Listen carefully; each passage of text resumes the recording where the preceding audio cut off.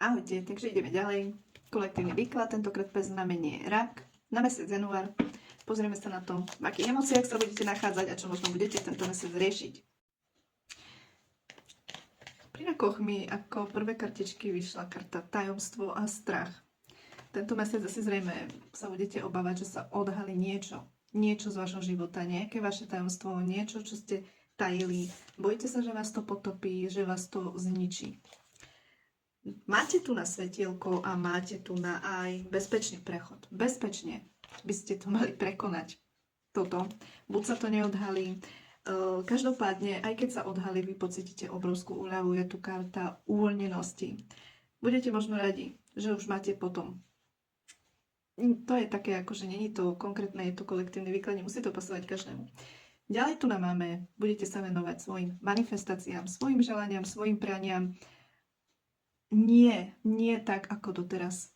Na silu. Silno. Teraz budete chcieť ísť na to plynule. Pomaly. Potichu, ale isto. Jo, plánovať dopredu.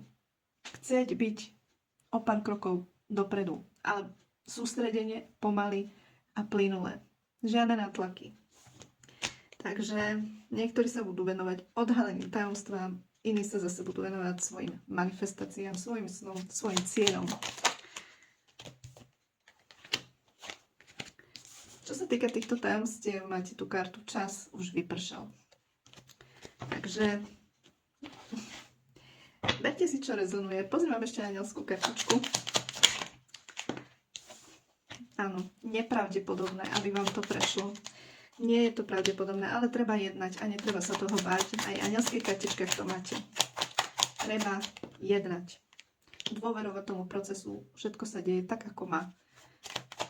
Takže ja vám držím palce. Anjeli vám dávajú znamenia. Máte tu, hľadajte znamenia. Oni už vás dlhšie varujú, že sa to blíži. Držím vám palce. Budem vďačná za follow. Budem vďačná za like. Zatiaľ ahojte.